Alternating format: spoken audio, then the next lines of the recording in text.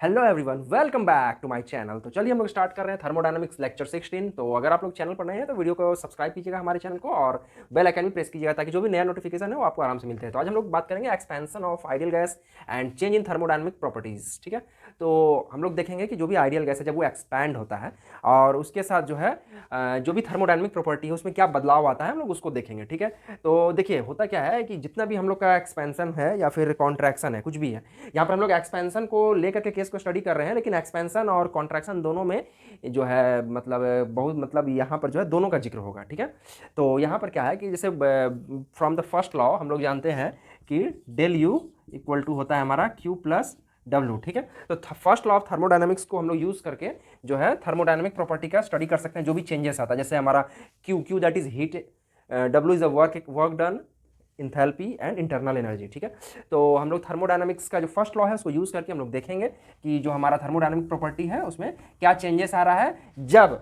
हमारा गैस जो है, आइडियल गैस जो है वो एक्सपैंड हो रहा है या फिर कॉन्ट्रैक्ट हो रहा है या फिर कंप्रेस हो रहा है उस कंडीशन में। और ये जो कंडीशन है ये दो तरीका से फॉलो होगा, या तो ये आइसोथर्मल एक्सपेंशन होगा या आइसोथर्मल कॉन्ट्रैक्शन होगा। पहला हमारा आइसोथर्मल एक्सपेंशन या फिर आइसोथर्मल कॉन्ट्रैक्शन। ठीक है, या फिर एडियाबेटिक एक्सपेंशन होगा या कॉन्ट्रैक्शन होगा।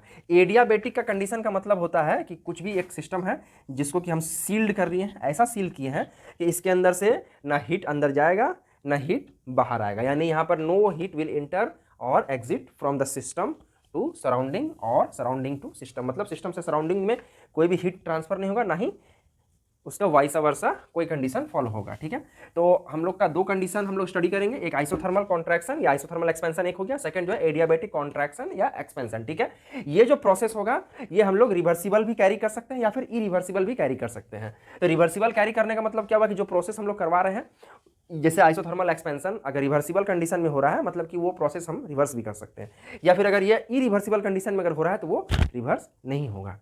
ठीक है, तो टोटल 4 पॉइंट हम लोग को ध्यान रखना। आइसोथर्मल कॉन्ट्रैक्शन या एक्सपेंशन एक पॉइंट हो गया, एडियाबेटिक कॉन्ट्रैक्शन या एक्सपेंशन एक पॉइंट हो गया, मतलब एक दो हो गया। थर्ड वन हो जाएगा या तो ये दोनों कंडीशन रिवर्सिबल कंडीशन में होगा या फिर फोर्थ कंडीशन हो जाएगा कि ये जो कंडीशन है ये इरिवर्सिबल कंडीशन में ये प्रोसेस फॉलो होगा। तो 4 चीज हमको ध्यान रखना, आइसोथर्मल एक्सपेंशन और कॉन्ट्रैक्शन पहला, दूसरा एडियाबेटिक एक्सपेंशन और कॉन्ट्रैक्शन।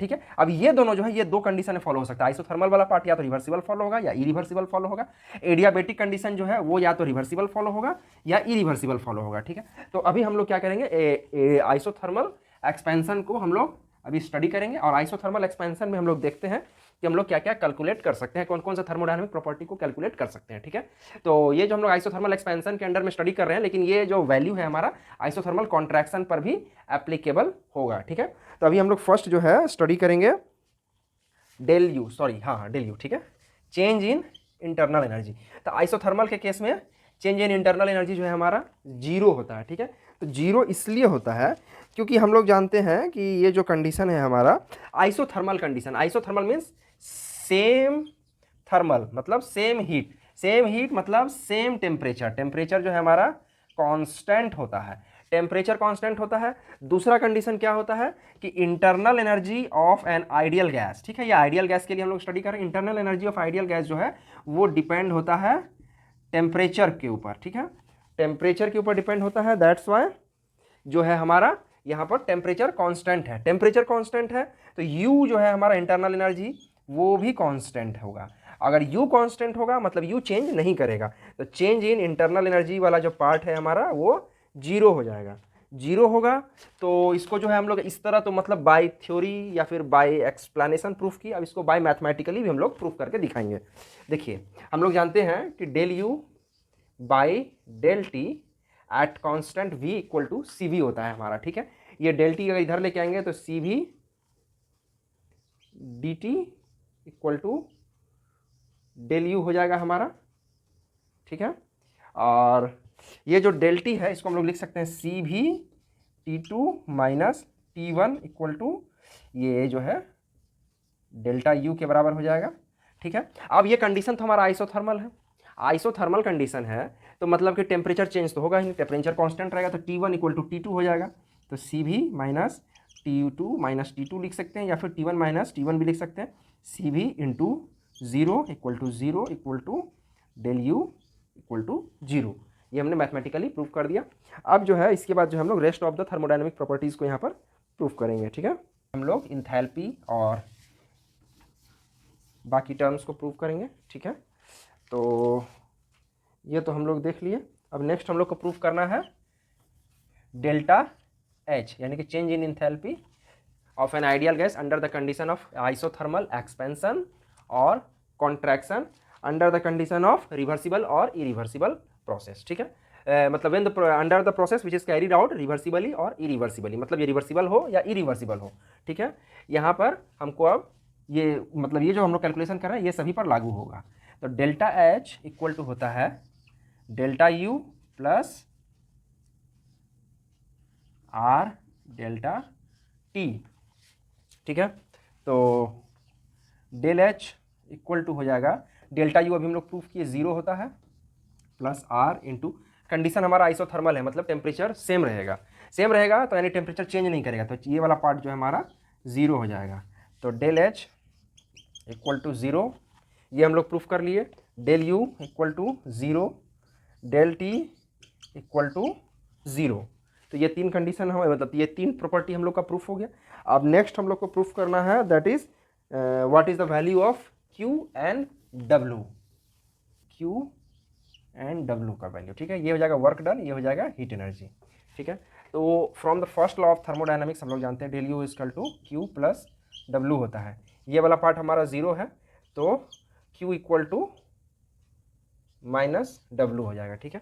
तो देखिए ये जो है ये दिखाता है कि work is done under the condition of isothermal condition, work is done at an expense of heat energy absorb from the system, मतलब सिस्टम से जितना हीट एनर्जी एब्जॉर्ब होगा उतना ही वर्क डन होगा, ठीक है। ये जो वैल्यू है हमारा ये आइसोथर्मल एक्सपेंशन हो या कॉन्ट्रैक्शन हो दोनों पे लागू होगा, whether the process is carried out reversible और इरिवर्सिबल,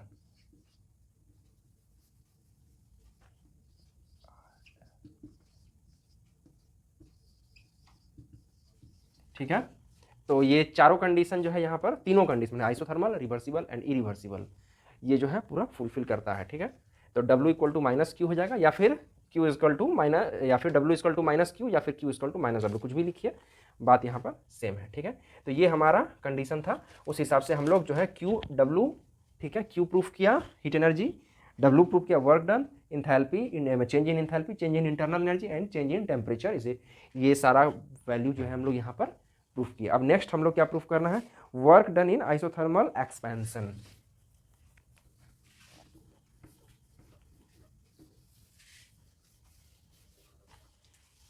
हाँ, यहाँ पर एक बात अब ध्यान देने वाला है, अभी जो हम लोग डिस्कस करेंगे, वर्क डन इन आइसोथर्मल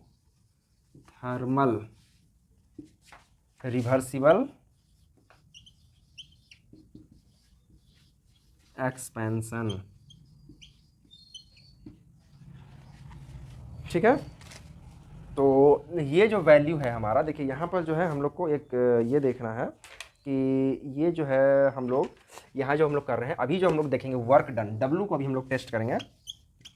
ये जो है वर्क डन ये आइसोथर्मल के केस होगा, यानी कि यहाँ पर केस आइसोथर्मल फिक्स होगा। दूसरा ये रिवर्सिबल एक्सपेंशन के लिए ये वैलिड है। इरिवर्सिबल केस में, इरिवर्सिबल एक्सपेंशन या कॉन्ट्रैक्शन के लिए ये वाला केस वैलिड नहीं है, ये सिर्फ रिवर्सिबल एक्सपेंशन में वैलिड होगा। और ये जो वैल्यू है हमारा आइसोथर्मल केस होगा, ठीक है। इतनी ये आता है हम लोग को W equal to minus N R T ln V2 by V1, ठीक है।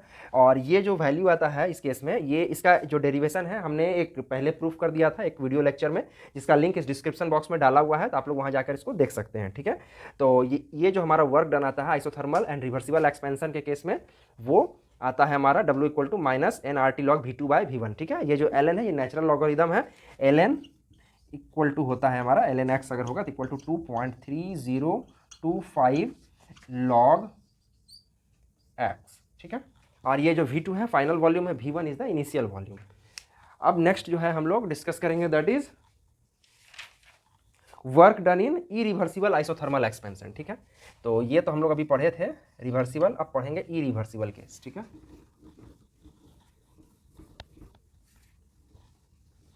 अब जो हमारा नेक्स्ट टॉपिक है work done in isothermal irreversible expansion of an ideal gas, ठीक है।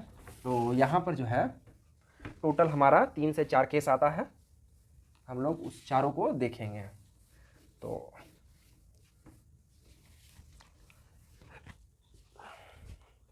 देखिए फर्स्ट केस जो आता है, तो देखिए इसमें जो फर्स्ट केस आता है वो आता है expansion against zero external pressure, ठीक है। इसके लिए ये हमारा फर्स्ट ग्राफ है।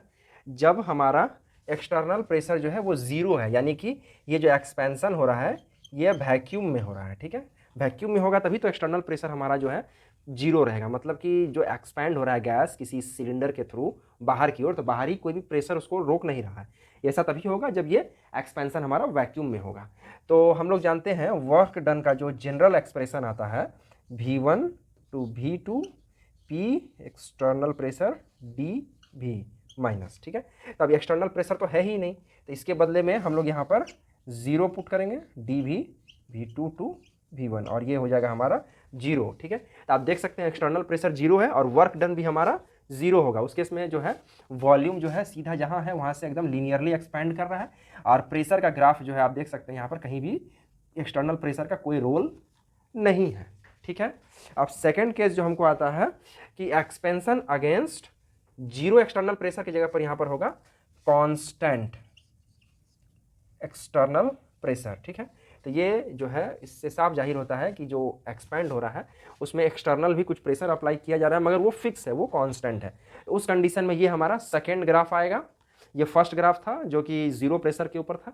अब वहाँ पर क्या होगा कि जो हमारा वैल्यू है वो प्रेशर का एक कांस्टेंट, सपोज कीजिए कि ये हमारा कांस्टेंट प्रेशर है, यहाँ से लग रहा है इतना, ठीक है। ये हमारा था ये पोजीशन वॉल्यूम 1 का, वॉल्यूम एक्सपैंड हुआ, ठीक है। तो ये आया वॉल्यूम V2, तो वॉल्यूम एक्सपेंड हो रहा है, तो ये जो एरिया है हमारा ये V1 से ये V2 का एट दिस कांस्टेंट प्रेशर में ये जो एरिया होगा स्क्वायर का, यही हमारा वर्क डन होगा, जिसको कि हम लोग इंटीग्रेशन के माध्यम से भी फाइंड कर सकते हैं, ठीक है। तो W equal to P external pressure into dV होता है। तो यहाँ पर जो है P एक्सटर्नल जो कांस्टेंट है और dV that is V2 minus V1, तो ये हमारा हो जाएगा माइनस PEXT डेल V, ठीक है। तो ये जो है हमारा वैल्यू ऑफ वर्क डन आ जाएगा इन सेकेंड केस, ठीक है। थर्ड केस हो जाएगा कि when the expansion against when the external pressure is varying regularly. तो थर्ड वन जो है हम लोग उस केस को यहाँ पर स्टडी करेंगे और उसमें जो है ग्राफ थोड़ा सा अलग हो जाएगा। उसमें जो है यहाँ पर ये V1 तो रहेगा ही और इधर V2 रहेगा ही, मगर थोड़ा सा डिफरेंस रहेगा। जैसे ये हम मान लेते हैं इस तरह का हमको कर्व बॉक्स जो है मिल रहा है और ये जो है ग्राफ जो है रेगुलर डिक्रीज़ कर रहा है ऐसे, ठीक है। तो इस तरह का हमको मिल सकता है या फिर इस तरह का ग्राफ हमको मिल सकता है। तो ये दो तरह का ग्राफ हो सकता है। उसमें क्या होगा कि when external pressure that is PEXT is varying, मतलब बदल रहा है, वैरिंग रेगुलरली, ठीक है। When external pressure is varying regularly, उस केस में जो है ये हमारा केस में ग्राफ ये दो तरीके से आ सकता है, ठीक है। या तो इस ग्राफ को हम इस तरह ड्रॉ करें या फिर इस तरह ड्रॉ करें। तो ये जो एरिया है हमारा इस तरह करके निकाल सकते हैं। ये एरिया का भी जो वैल्यू आएगा वही हमारा वर्क डन होगा, या फिर इस तरह का एरिया हम लोग मतलब लेंगे और इसका जो ग्राफ आएगा वो भी मतलब जो उस ग्राफ का जो एरिया का वैल्यू आएगा वो हमारा वर्क डन का मतलब मैग्नीट्यूड होगा या रिजल्ट होगा, ठीक है। तो इस कंडीशन में जब हमारा जब प्रेशर जो है रेगुलरली वैरी कर रहा है, मतलब रेगुलरली मतलब टाइमली चेंज हो रहा है, या तो घट रहा है या बढ़ रहा है, जो भी केस है। लेकिन सिंस हम लोग पढ़ रहे हैं एक्सपेंशन का केस, एक्सपेंशन हो रहा है मतलब कि यहाँ पर वॉल्यूम इंक्रीज कर रहा है और प्रेशर डिक्रीज कर रहा है। इस वजह से हम लोग ये स्लोप वाला ग्राफ को मतलब स्टीपर ग्राफ को हम लोग स्टडी कर रहे हैं। यहाँ पर अगर हम लोग कॉन्ट्रैक्शन को पढ़ते तो ये ग्राफ जो है इसका जस्ट उल्टा आता, ये जो ऐसे डाउन जा रहा है ये ऐसे अपवर्ड की ओर जाता, ठीक है। तो इस केस में जो है हम लोग मैनुअली एरिया को फाइंड करते हैं, सीधा ये जो एरिया ऑफ कर्व है या फिर एरिया ऑफ जो ग्राफ है और वो जो वैल्यू आता है वो हम लोग का वर्क डन होता है इस केस में, ठीक है। तो आज का वीडियो में जो है फ्रेंड्स हम लोग बस यहीं तक डिस्कस करेंगे और फिर मिलते हैं तब अगले वीडियो में, तब तक के लिए बाय बाय।